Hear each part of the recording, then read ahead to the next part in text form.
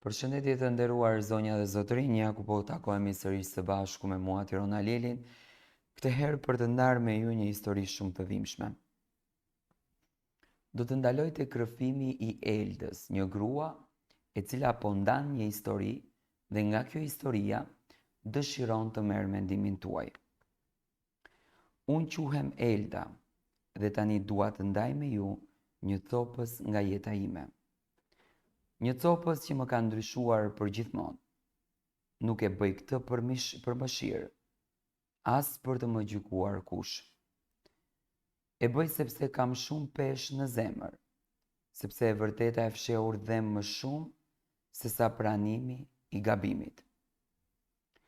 Jam një grua si të gjithë të tjerat, një grua që dikur ishte e lumtur. Jetoj prej 13 vitesh në Greqi, bashkë me burin tim edhe me vajzën tonë.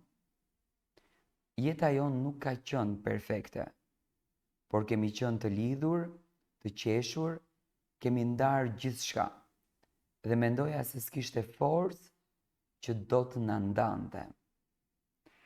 Ai ishte i dashur, i kujdesshëm, një baba i mrekullueshëm. Kishim krijuar një botë tonën këtu, larg vendlindjes, me sakrifica, me punë, por mbi të gjitha me shumë dashuri. E ndjeja veten me fat. Por jeta ndonjëherë të godet pikërisht atëherë kur mendon se gjithçka po shkon në rregull. Ishte një e shtuna mbrëma, kur shoqja ime më e ngushtë, Ela, më ftoi për të dalë. Ai ishte një nga ato momentet që thua, pse jo? Sepse kisha kohë pa dalë, pa bëri çik qef, pa qenë thjesht një grua jo nën, jo grua e dikujt. Buri im ra dakord, madje më tha, dil relaksohu, e ke merituar. Unë nisëm bashkë me Elën dhe një shoqe tjetër për në një diskotek këtu në Athinë. Veshur bukur, me një buzëqeshje të lodhur, por të sinqert. Nuk pata ndërmend të bëj asnjë gjë të keqe. Thjesht doja një natë më ndryshe. Një diskotek pranë tavolinës tonë u ulën 3 djemë. Ishin të pashëm, të sigurt edhe të sjellshëm. Dhe shumë flirtues. Fillimisht i injorova, por më pas fillova të ndjeja diçka që se kisha ndjerë prej kohësh. Vëmendje, adrenalin apo të qenit e dëshiruar. Filluam të qeshnim, të pinim, të vallëzonim dhe got pas gote muzika, dritat, nxehtësia, mendja mu turbullua. Nuk e di ç'u ndodhi më tej, por përfundova me ta në një hotel. Kaloi shumë pak dhe kujtoj shumë pak. Kujtoj që ishim në një dhomë të gjithë, që gjithçka ishte kaq e shpejt, kaotike, ndoshta edhe e çmendur. Por asgjë nuk ishte normale. Më zgjoi zilja e telefonit në mëngjes. Ishte burim.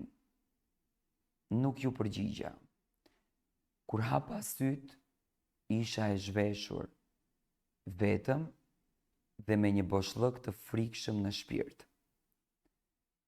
I ka vrap nga aty, sikur më ndiqte dikush.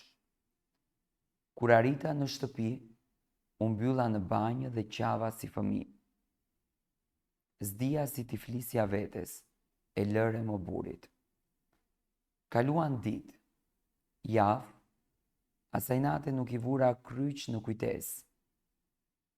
Si të mos kishte ndodhur kurrë. Por jeta nuk e fsheh kurrë të vërtetën për shumë gjatë. Mu ndal cikli. Në fillim mendova se ishte stresi, por një zë i brendshëm më thoshte që jo. Bëra testin dhe doli pozitiv. mu ersua bota. S'isha më një grua e martuar që pret një fëmijë me burrin që e do. Jo, isha një grua që nuk dinte se kush ishte babai i fëmijës që mbante në barkë. Dhe kjo ishte më shumë se një dhimbje, ishte turp, ishte tmerr, ishte një mallkim që e solla vetë mbi veten. Kur ja tregova burrit tim, mezi fola, më dridhej trupi, më merrej fryma. I thash gjithçka, nga fillimi e deri në fund pa gënjeshtra. Ai më pa gjatë, s'më tha asgjë për disa minuta. Pastaj u çua, doli jashtë, qëndroi gjithë atë natë në makinë. Por të nesërmen ai u kthye dhe më tha: "Ti je gruaja që kam dashur gjithë jetën. Gabimet ndodhin. Nëse ky fëmijë është fryt i një nate të errët, unë dua ta kthej në dritë. Do ta rrisim bashkë me ty, me vajzën tonë, do përpiqem ta fal. Nuk e di nëse kam qenë ndonjëherë më shumë fajtore se më shumë e bekuar në të njëjtën kohë. Ai më fali, dhe pse nuk më haroi. Çdo ditë unë e ndjej atë boshllëk mes nesh, edhe kur ai përpiqet të mos më bëjë të ndihem keq, por unë e di dhe do ta mbaj këtë barë gjatë gjithë jetës. Sot jam në muajin e 6 të shtatzanisë. Vajza ime e madhe e di që do të ketë një vëlla, por nuk e di të vërtetën dhe ndoshta do ta mësoj një ditë. Por unë, Elda, e di. Një natë, një gabim, një jetë e ndarë mes fjalës edhe pendesës të bën të çmendesh.